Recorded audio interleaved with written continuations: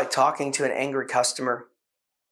Have you made a call into customer service and the entire conversation, they made it sound like you were wrong and just made you feel bad or even upset you even more? Is that a fun conversation? None of us like that conversation. But think about the ones where you've called in, you spoke to somebody, they acknowledged your problem, and they were able to help you find a way to fix the problem.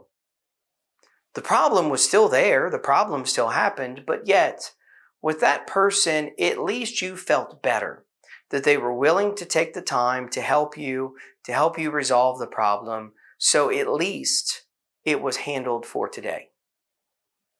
Now, why do I mention this? Well, in property management, we have disputes, we have problems, we have issues that come up. Sometimes it may be related to maintenance. Sometimes it may be related to the property, might be the community, maybe the neighbor, maybe their lease, maybe the terms of the lease. There are an enormous amount of things that can come up to cause disputes and challenges in the relationship with the tenant, with the property manager, with the owner. These happen. How can we keep this as minimal as possible? Have you thought about it? Are these the calls that you want coming in every day or every week? Generally, nobody wants to make these phone calls. Nobody wants to receive these phone calls. Nobody wants these issues to be on the table. And in a perfect world, we would keep them as minimal as possible. But unfortunately, sometimes it is out of our control. So what do we do when it does happen? Well, think back to that experience maybe you've had. How was the phone call even first made? Did you get an automated system that no matter what it suggested did not apply to your problem? Did that help? Did that make you feel better? Did that make you feel valued as a customer? That you couldn't even get in touch with a person? Then maybe you do get in touch with a person and then it's the wrong person.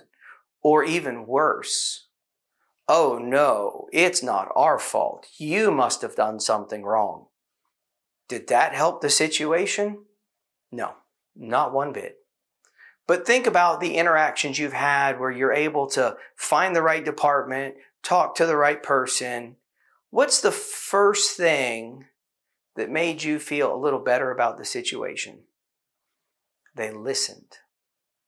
They asked some questions to understand your situation. Sounds pretty simple, right? So what about us? We're going to get phone calls.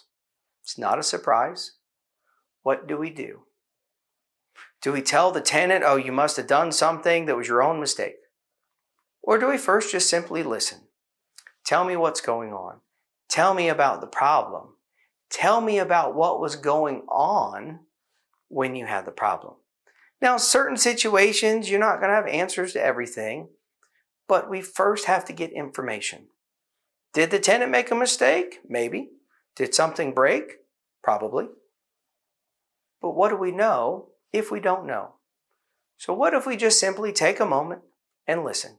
Ask questions, take a couple of minutes. Well, as we're asking questions, what do we need to do? Well, we need to write it down.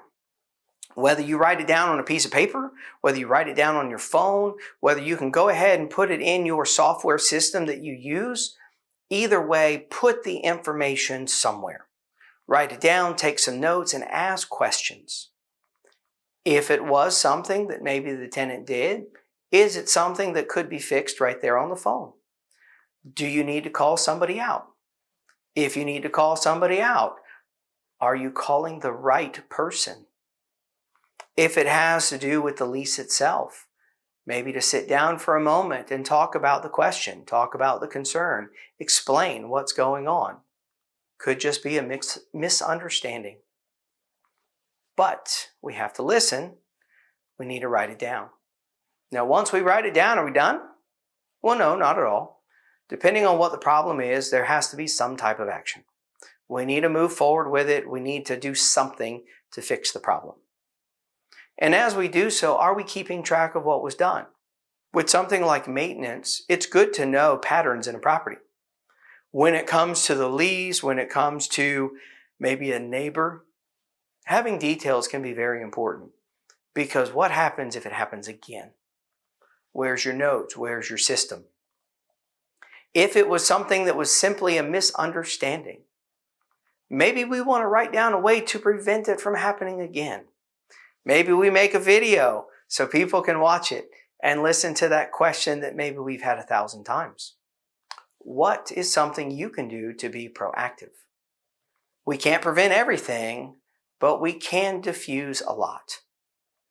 And then, as we've completed the process, what's something that's always nice? Maybe you got a call a week later. Hi, I just wanted to see how it's going. Did the solution work? Have you had that problem again?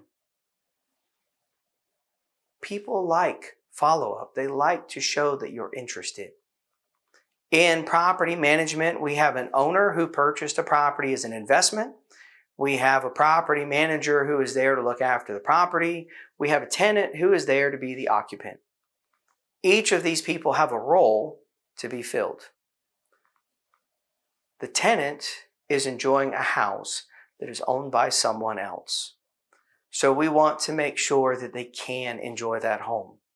We want them to stay with us as long as possible and to see that we are different than some of the other property managers, other owners that rent their properties out, that we have a value for them to stay. So when you get that call, it can be frustrating, it can be startling, but I encourage you to just take a moment and listen. Ask some questions. See how we can get past the problem, and that way our tenant doesn't have to be aggravated, they don't have to be any more upset, and we can all have a nice relationship as we go through the journey. My name is Baron McWright. I look forward to talking to you very soon.